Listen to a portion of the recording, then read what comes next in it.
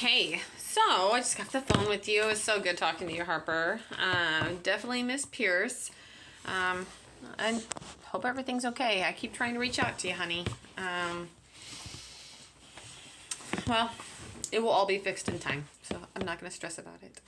Anyway, so my computer is uploading the other video I made, and I'm ready to go relax and watch TV, but I wanted to bust out the rest of chapter 3.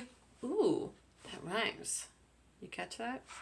Okay, so do you remember where I left off? There was like craziness at the barn, and everybody's trying to catch Wilbur, and the goose is like barking commands and talks really fast, and then Lurvy and the Zuckermans are all trying to catch Wilbur. Okay, so that's where we left off. "Look out for Lurvy!" called the cows. "Look out for Zuckerman!" yelled the gander. "Watch out for the dog!" cried the sheep. Listen to me!" screamed the goose. Poor Wilbur was dazed and frightened in all this hullabaloo. He didn't like being the center of all this fuss. He tried to follow the instructions his friends were giving him, but he couldn't run downhill and uphill at the same time, and he couldn't turn and twist when he was jumping and dancing, and he was crying so hard he could barely see anything that was happening. After all, Wilbur was a very young pig, not much more than a baby, really. He wished Fern were there to take him in his arms and comfort him. When he looked up and saw Mr. Zuckerman standing quite close to him, holding a pail of warm slop, he felt relieved. He lifted his nose and sniffed. The smell was delicious. Warm milk, potato skins, wheat middlings, Kellogg's cornflakes, and a popover left from the Zuckerman's breakfast. "Come, pig," said Mr. Zuckerman, tapping the pail. "Come, pig." Wilbur took a step toward the pail. No, said the goose. "It's the old pail trick. Wilbur, don't fall for it. Don't fall for it. He's trying to lure you back into captivity. He's appealing to your stomach." Wilbur didn't care. The food smelled appetizing. He took another step toward the pail. Pig, said Mr. Zuckerman in a kind voice, and began walking slowly towards the barnyard, looking all innocent, as if he didn't know that the little white pig was following along right behind him. He's tricking him. Wilbur, don't fall for it. "You'll be so sorry, called the goose.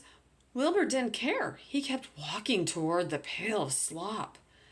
"You'll miss your freedom," honked the goose. "An hour of freedom is worth a barrel of slop." Wilbur didn't care. When Mr. Zuckerman reached the pig pen, he climbed over the fence and poured the slop into the trough. Then he pulled the loose board away from the fence so that there was a wide hole for Wilbur to walk right through. Reconsider! Cried the goose. Wilbur paid no attention. He stepped through the fence into his yard. He walked to the trough and took a long, lovely drink of the slop, sucking in the milk hungrily and chewing the popover. It was good to be home again. While Wilbur ate, Lurvy fetched a hammer and nailed up the board so that it was in place. Then he and Zuckerman leaned lazily on the fence, and Mr. Zuckerman scratched Wilbur's back with a stick. "He's quite the pig," said Lurvy. "Yes, he'll make a good pig," said Zuckerman. Wilbur heard the words of praise. He felt the warm milk inside his stomach. He felt the pleasant rubbing of the stick along his itchy back. He felt peaceful and happy and sleepy. This had been a tiring afternoon. It was still only 4 o'clock, but Wilbur was ready for bed. "I'm really too young to go out into the world alone," he thought as he laid down and fell asleep. Okay, so that was the second half of chapter 2. If you're lucky, I might have one more left in me. As always, love you.